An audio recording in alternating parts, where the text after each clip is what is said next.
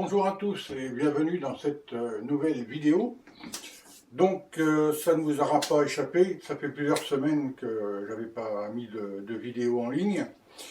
Dans la dernière qui traitait du Round Body Grip, je vous avais promis des vidéos à venir sur d'autres pièges. Le problème, je vais rien vous cacher, c'est qu'entre deux j'ai eu un petit problème de santé. Sans gravité, mais un petit peu embêtant quand même, donc j'ai pas encore retrouvé ma forme. Ma forme des 20 ans, je ne la retrouverai jamais, mais enfin bon, je la retrouverai quand même mieux. Donc pour l'instant, on va rester un petit peu calme. Et donc je vais vous faire une série de 2 ou 3 vidéos que j'avais prévu faire un peu plus tard. Donc on va les faire maintenant. Sur un outil du piégeur, puisque la mise à mort fait partie du job du piégeur. Donc je vais vous faire une série de vidéos sur l'armement idéal pour le piégage. Donc vous l'aurez deviné en voyant ce qui est posé sur le bureau, la Chiappa Little Bagger. Donc c'est pas le sujet du jour. Je vous fais une fausse joie. C'est pas le sujet du jour. Je me suis dit que avant de se lancer dans les descriptions d'armes et de munitions, puisque j'ai également trouvé une petite. Là, je vous en dis pas plus. Je vous en dis pas plus. Je vous engage dès maintenant à vous abonner à la chaîne parce que j'ai trouvé une petite munition que je ne connaissais pas, qui a priori existe depuis plusieurs années, que je ne connaissais pas et qui pourra rendre service à certains. Donc j'en parlerai dans une autre vidéo qui sera dédiée. Donc dès maintenant, abonnez-vous pour ne rien rater et de cette munition et des différentes présentations que je vous ferai. De la Little Bagger en 22 que beaucoup connaissent, de la Little Bagger, puisqu'elle existe en 3 calibres, de la Little Bagger en 9 Flaubert, et également, alors plus tard, parce que pour l'instant je ne la possède pas, mais de la Little Bagger en 17 HMR. Puisque la Little, c'est du bon matériel. Voilà, c'est pas le sujet du jour, et je m'égare. Comme d'habitude, j'ai mes petites notes pour pas vous raconter trop de bêtises. Comme d'habitude. Alors, donc aujourd'hui, je vous fais une vidéo. Je vais essayer d'être le moins chiant possible, le moins embêtant possible en étant poli, mais c'est important. Comme d'habitude, je date cette vidéo, puisque la législation évolue, notamment sur les armes avec les systèmes de fichiers SIA, fichiers Eden, de plus en plus de personnes inscrites au FINADIA, etc. Donc, nous sommes le 2e semestre 2022.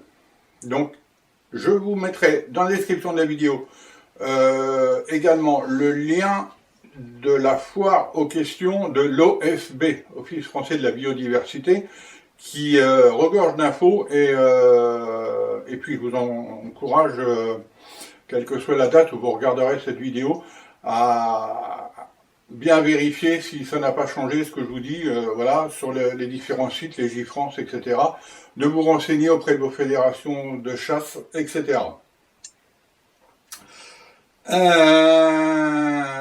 Puisqu'on parle de chasse, c'était l'ouverture le week-end dernier pour certains, c'est prochainement l'ouverture pour d'autres. On va dire que c'est la réouverture de la chaîne, puisque je vous disais tout à l'heure, après, ça fait quand même quelques semaines qu'on n'a pas enregistré de vidéo, donc je vous propose un petit jeu, sans prétention, pour fêter le retour, mon retour sur YouTube. Donc nous sommes j'enregistre aujourd'hui le 13 septembre 2022. Donc un petit jeu pour gagner quoi? Alors je vous parlais de chasse, donc c'est un petit jeu sans prétention, avec un cadeau sans prétention, mais qui est sympa quand même. puisque ça vaut presque 20 € quand même. Une casquette de la marque Impoint, donc Impoint, fabricant d'optique qu'on ne présente plus. Donc pour la gagner, c'est tout simple. Pour participer, c'est tout simple. 1. Vous vous abonnez à la chaîne. 2. Vous allez compter, donc vous regardez la vidéo bien évidemment, et vous allez compter le nombre de fois où je vais prononcer le mot casquette depuis le début de la vidéo. Donc vous pouvez repartir un petit peu en arrière. Et donc ensuite, quand vous aurez visionné la vidéo et compté le nombre de fois où j'aurai prononcé le mot casquette, vous m'envoyez un petit mail. Alors pourquoi un petit mail et pas dans les commentaires? Parce que s'il y en a un qui regarde, les autres ils vont copier, hein, c'est tout bête. Hein. Vous m'envoyez un petit mail à passion.piégeage@gmail.com en m'indiquant sur votre mail votre pseudo YouTube, le nombre de fois que vous aurez compté où j'aurai prononcé le mot casquette, et bien évidemment il y aura des ex-aequo, donc pour les départager, votre estimation du nombre de bonnes réponses que j'aurai reçues. Et donc celui qui aura estimé au plus près le nombre de bonnes réponses que j'aurai reçues gagnera. Donc j'avertirai, je l'avertirai par retour de mail. Si jamais il y avait des ex-aequo, 2 personnes qui aient bien compté le nombre de fois où j'ai prononcé le mot casquette, et 2 personnes qui estimaient à l'identique le nombre de bonnes réponses, on procédera à un tirage au sort en direct sur la chaîne pour savoir lequel a gagné. Et à mon avis, il y en aura 2 ou 3, donc je ne vous dis pas quoi pour l'instant, mais le premier gagnera la casquette et les autres auront un petit cadeau quand même. Hein, je vais pas être chien non plus. Voilà. Donc avec une date limite, bien évidemment, puisque il faut mettre une date limite. Donc tout ça avant le 30 octobre à 12 h. Hein, donc je me répète, vous comptez le nombre de fois où je prononce le mot casquette depuis le début de la vidéo. Vous estimez le nombre de bonnes réponses que je vais recevoir. Vous m'envoyez tout ça par mail à passion.piégeage@gmail.com avant le 30 octobre à midi, et donc vous gagnerez cette casquette Impoint. Donc pour les chasseurs, ça peut rendre service pour les battus, et puis pourquoi pas après à la plage, hein. Ça me choque pas. Voilà. Voilà pour l'introduction. Donc,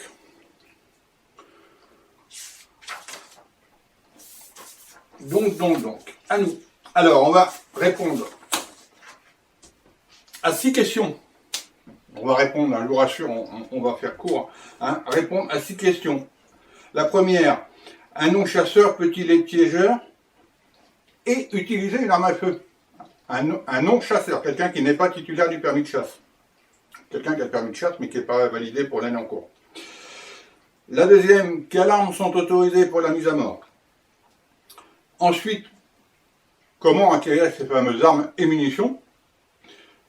Comment les stocker au domicile? Comment les transporter? Alors, quand je dis les transporter, sur la voie publique. Et, je dirais, sur le terrain. Hein. Et enfin, leur utilisation en action de piégeage.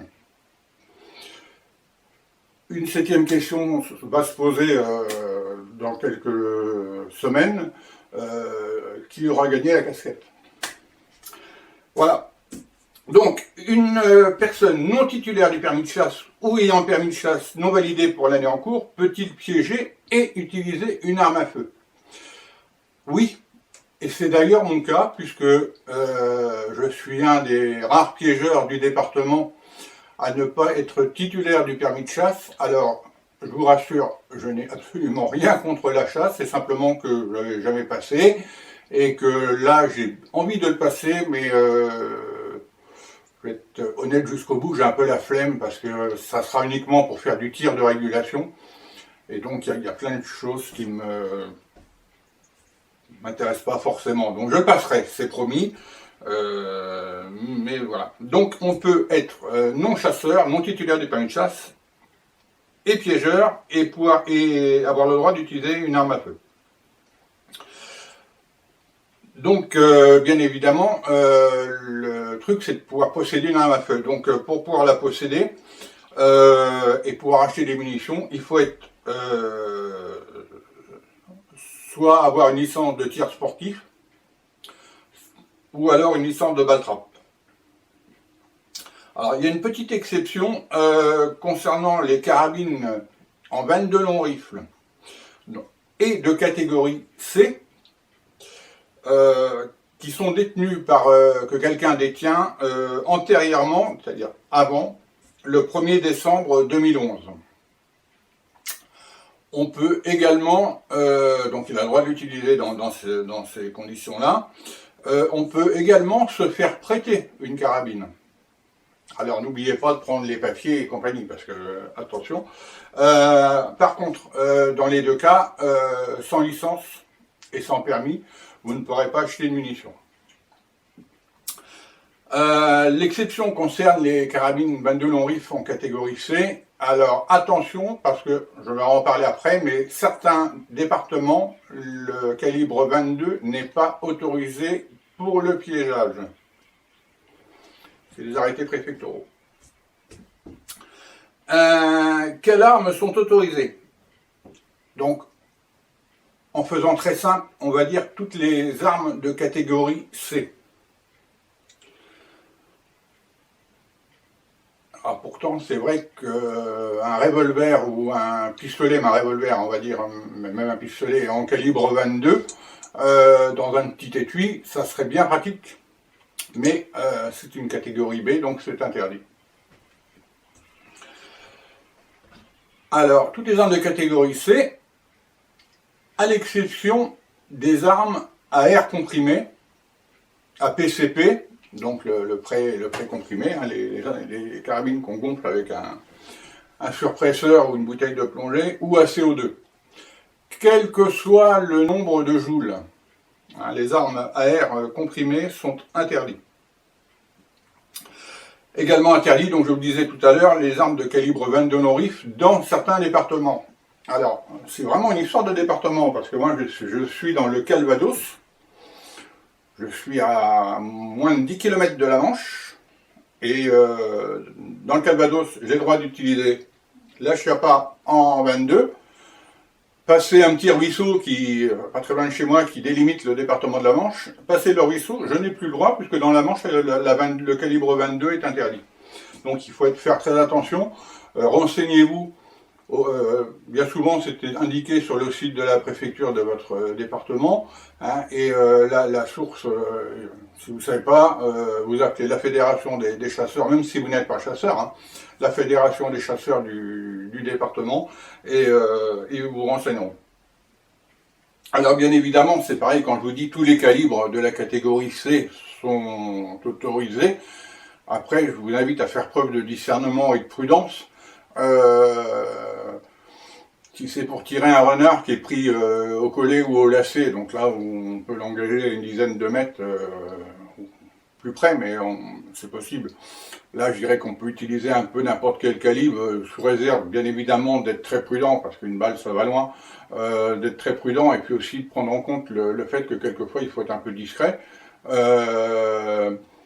Si c'est des animaux qui sont pris en cage, évitez par exemple de tirer au 7,62 autant dans une cage, parce que à moins d'avoir un gros budget pour remplacer vos cages, ça va pas, ça le fait pas.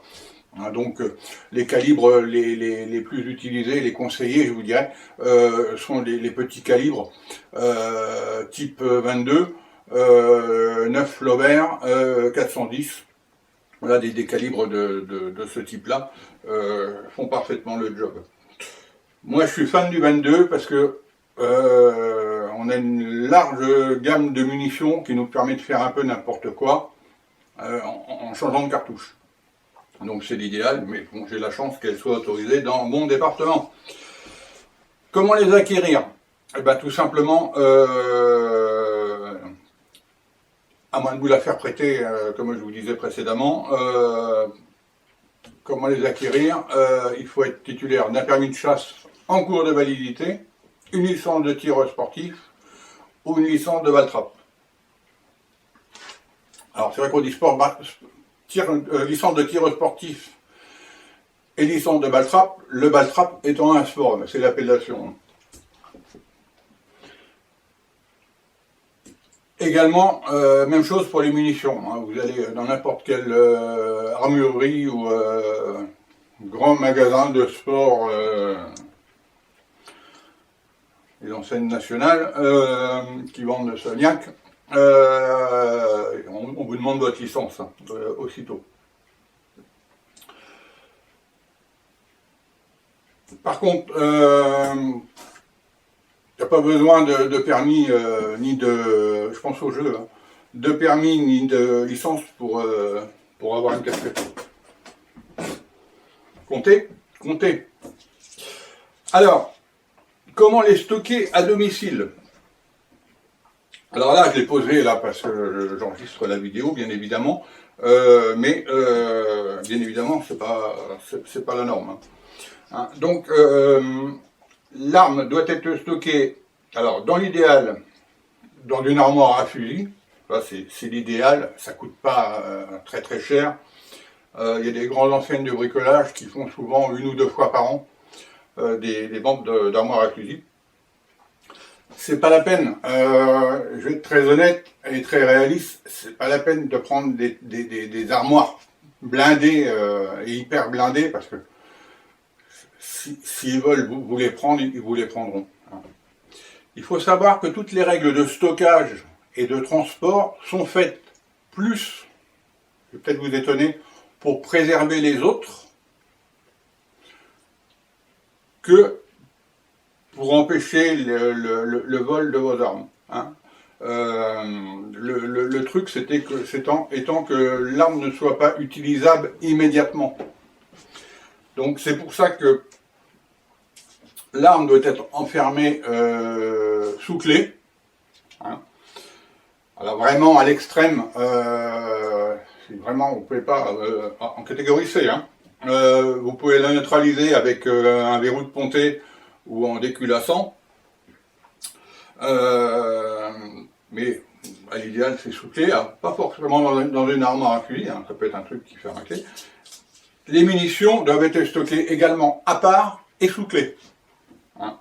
Donc l'avantage de certaines armoires à fusil, c'est que là, il n'y a pas besoin de code, non mais j'avais fait le code avant. Dans certains modèles, vous avez un petit coffret qui vous permet de stocker les boîtes de cartouches.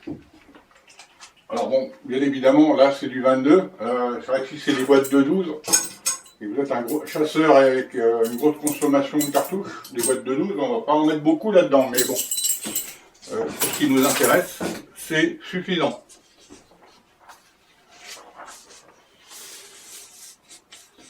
Alors, il faut faire très attention parce que à ces règles-là, parce que en cas de contrôle, alors bon, les gendarmes chez vous, qui ont une bonne raison de venir, à moins, mais en cas de contrôle, si vous n'êtes pas dans les règles, vous risquez 1, la confiscation de vos armes, et 2, le classement FINADIA. Le classement FINADIA, c'est-à-dire que vous n'aurez plus le droit de détenir une arme. Et c'est sans retour. Également, attention, en cas de vol, il y a eu énormément de personnes qui se sont fait voler des armes, que ce soit à leur domicile, donc ils sont pour rien, elles étaient stockées correctement, ou dans leur... Je ne dis pas que c'est une généralité, mais c'est arrivé beaucoup, souvent. Il y a eu des personnes qui se sont fait voler leurs armes à leur domicile ou dans leur véhicule. Alors là, c'est un petit peu de leur faute parce qu'on n'a jamais une arme sans surveillance, et qui se sont retrouvés classés FINADIA. Donc, puisqu'on parle de véhicules, comment les transporter? Donc, l'arme doit être transportée sous étui ou dans une housse ou un sac. Alors pourquoi j'ai précisé un sac? Parce que vous voyez que moi j'utilise un sac à dos, et donc le Chiappa rentre dedans. Et donc elle doit être en fonction de l'arme, soit démontée, donc ça dépend du modèle d'arme que vous utilisez, si vous pouvez la démonter, vous la démontez, soit la culasse enlevée, ou munie d'un verrou de ponté. Alors le verrou de ponté, vous connaissez, c'est ce genre de petites choses. Donc, alors il existe deux modèles, un modèle à clé et un modèle à verrou. Trois chiffres. Moi je vous conseille le modèle à code. Pourquoi? Parce que ça vous évitera déjà d'oublier les clés. C'est arrivé. Je connais même des tireurs sportifs qui ont été au centre qui avaient laissé les clés chez eux. Donc, si mon ami Joël regarde cette vidéo, salut amical. Voilà, donc ça vous évitera d'oublier les clés. Et également, à force de les enlever de votre poche et de les remettre, risquer de les perdre tout simplement. Le verrou de ponté avec le code, c'est génial, il n'y a pas besoin de rien faire. Donc on met un petit bout d'un côté, on met le petit bout de l'autre, on serre, on brouille le code, et c'est fini. Voilà, l'arme est neutralisée. Hein. Sur la Chiappa, on peut la plier, il n'y a pas de souci. Hein. Et voilà. Donc pour la remettre, donc on brouille le code. Alors le code, c'est pas besoin de chercher un code à 3 fois 0, 3 fois 1, 3 fois 2, ça le fait, ou 1, 2, 3, ou ce qu'on veut. Hein. Donc là, pour la rendre opérationnelle, on fait le bon code, on bascule, on ouvre, tac, c'est voilà. Je vous ai dit tout à l'heure que ça rentre dans un sac. Démonstration, hop.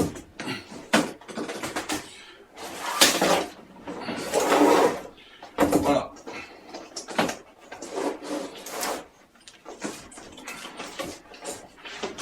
Donc. Et voilà. Prêt à partir, ouais, c'est hyper vite fait. Alors, pourquoi j'utilise moi ce genre déjà parce que la Chiappa est géniale. Le fait de pouvoir la mettre dans un sac, c'est génial parce que j'ai tiré un temps donné dans des bois qui n'étaient pas entretenus. Et le fait d'avoir un fourreau qui dépasse, ça s'accroche dans les branches, c'est un vrai bazar. Là, le sac à dos, c'est top. Voilà pour le transport. Également, si vous, sur le terrain, on va dire, quand je dis le terrain, c'est quand vous êtes sur dans les champs ou autres, où vous piégez. Même si vous restez sur une propriété privée, on va appeler ça comme ça, vous utilisez votre véhicule, vous devez remettre l'arme, la neutraliser. C'est-à-dire la déculasser, ou si c'est une culasse à verrou, hein, ou remettre le verrou de ponté et la remettre dans un étui ou dans le sac. À partir du moment qu'elle rentre dans votre véhicule, elle doit être dans ce format-là. Les munitions, vous les transportez à part, c'est-à-dire pas dans le même dans le même compartiment, on va dire ça, dans le même compartiment que l'arme, hein, vous les transportez à part. Et par contre, si vous utilisez une arme avec des chargeurs, vous pouvez garder vos chargeurs garnis, il n'y a pas de problème. Alors quand je dis à part, le truc c'est que l'arme ne soit pas dans le compartiment et la boîte de munitions par-dessus. Hein. Le truc c'est que ce soit à part. Alors, dans ce sac-là, moi j'ai un petit compartiment, vous voyez, qui ferme avec une fermeture éclair. Donc ça sépare les munitions de l'arme. Donc j'ai eu la chance de récupérer une cartouchière en 22. Donc c'est génial, c'est super pratique. Ça permet de mettre un peu ce qu'on veut comme munitions dessus et de voir aussitôt ce qu'on a. Et également pour les busquettes, petite astuce, Les bosquettes, on connaît tous le problème des bosquettes. C'est tout petit, sans faire de pub, au laboratoire UPSA, une boîte d'efferalgan. En plus, il y a une partie qui absorbe l'humidité, donc c'est petite astuce comme ça en passant, la chaîne elle sert aussi à ça. Donc vous voyez, les munitions sont à part de l'arme. Ça c'est très important.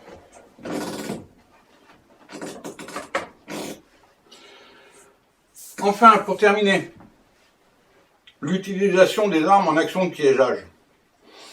Donc il y a deux procédures.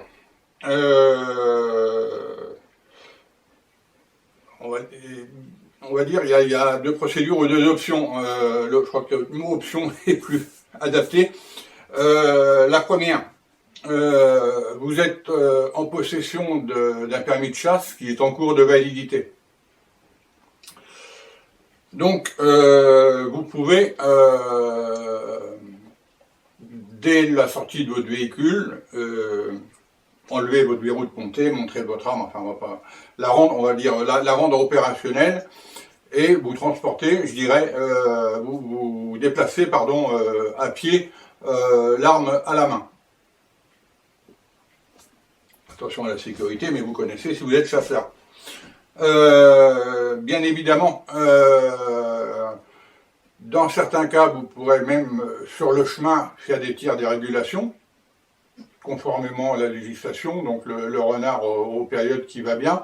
Le ragondin et le rat musqué étant tirables toute l'année, à condition d'être en possession, bien évidemment, d'une délégation de régulation des essodes sur le terrain où vous êtes. C'est pas moi qui vais vous donner un cours pardon, sur la réglementation du tir de régulation, puisque je ne suis pas titulaire du permis de chasse, donc je ne vais pas m'aventurer là-dedans. Pour les non-titulaires du permis de chasser, ce qui est mon cas, vous ne devez sortir votre arme qu'au moment de la mise à mort. Hein, donc vous arrivez, crac, vous ouvrez votre sac ou votre fourreau, vous sortez votre arme, vous procédez à la mise à mort, donc bien évidemment dans les règles, hein, sans stress et sans souffrance. Et ensuite, crac, vous la remettez dans le sac ou la housse. Alors, s'il y a d'autres pièges après, c'est pas la peine de remettre le verrou de ponté ou de déculasser. Hein. À partir du moment où vous êtes sur une propriété privée, il n'y a pas besoin de la... Mais il faut qu'elle soit remise dans un contenant, housse, fourreau, sac, ce qu'on veut. Et entre chaque piège, vous vous déplacez comme ça. Et bien évidemment, vous ne devez pas tirer sur un ésode qui n'est pas pris dans un piège. Donc ça peut être frustrant, c'est frustrant quand vous arrivez le matin sur des cages de rongeurs et que vous voyez 2-3 ragondins en train de danser la lambada devant les cages, mais ils ne sont pas dedans. Donc vous savez que dans le sac il y a ce qu'il faut pour, mais il n'y a pas le droit, donc on ne fait pas. Et on fait comme moi, on dit il faudrait que j'arrive à passer le permis pour pouvoir faire de la régulation. Voilà. Voilà pour tous ces problèmes de réglementation. Je pensais que c'était important quand même de traiter ça avant de faire des vidéos sur les armes en elles-mêmes, mes munitions en elles-mêmes, puisqu'on voit souvent, moi je vois souvent sur internet, que ce soit sur des forums ou des groupes sur les réseaux sociaux, toujours un peu les mêmes questions qui reviennent. Quelle arme utilisez-vous ? Est-ce qu'on a le droit de faire ci? Est-ce qu'on a le droit de faire ça? La 22 c'est autorisé, je suis pas chasseur, j'ai le droit. Donc je me suis dit que c'était peut-être une bonne idée de mettre toutes les questions qu'on peut voir régulièrement dans la même vidéo et d'y répondre. Et je me répète par rapport au début, vérifiez ce que je vous dis aujourd'hui ne sera peut-être plus valable dans un mois ou deux. Donc vérifiez sur les sites qui vont bien. Quand je dis sites qui vont bien, il n'y en a pas 50. Hein. Il y a le site de l'Office français de la biodiversité, il y a Légifrance, et il y a le site de votre préfecture, et le site de votre fédération de chasse, je vous dirais, sous réserve qu'elle soit à jour. Donc le petit coup de téléphone, c'est peut-être pas plus mal non plus à la fédération. Il en va de même aussi pour la préfecture, parce que quelquefois les chargés de com sont comme tout le monde, ils sont débordés. Voilà. Donc en conclusion, j'espère avoir été le plus clair possible. N'hésitez pas si vous avez d'autres questions, hein, c'est arrivé sur d'autres vidéos où les gens posent des questions, n'hésitez pas à poser des questions en commentaire. Si vous ne l'avez pas encore fait, abonnez-vous pour ne pas rater les suivantes. Je vous dis, il y a au moins 2 modèles de Chiappa qui seront présentés, avec des petites astuces, hein, parce que la Chiappa, il y a beaucoup de gens qui la connaissent. Des petites astuces, des petits accessoires, et pourquoi ces petits accessoires, et puis des petits conseils, parce qu'on en voit qui sont customisés quelquefois, c'est peut-être pas adapté au piégeage, mais ça on en parlera. Également, une vidéo à venir aussi sur les munitions que moi j'utilise, donc je dirais qu'à l'attention des piégeurs débutants qui ne savent pas forcément quoi, voilà, ça peut être instructif. Voilà, je vous souhaite bonne chance également pour le jeu de la casquette. J'espère que vous avez bien compté le nombre de fois où j'ai dit casquette. Ça prend encore une fois de plus. Hein. Voilà, je vous dis à très bientôt. Pensez, mettez un petit pouce, hein, j'aime si vous avez aimé la vidéo bien sûr. Pensez également, pensez à vous abonner, je l'ai déjà dit. Également, n'hésitez pas à partager la vidéo autour de vous, hein, de façon à faire monter le référencement. Parce que c'est pareil, sur YouTube, on voit des sacrés trucs des fois. Hein. Bon. Bref, et si vous vous rendez compte que je dis une bêtise, n'hésitez pas non plus. Hein, il faut d'ailleurs, pour le bien de tous. Je vous rappelle l'adresse mail pour me joindre si vous le souhaitez, et également pour le jeu de la casquette, enfin encore une fois, hein, où je l'ai prononcé, passion.piégeage@gmail.com.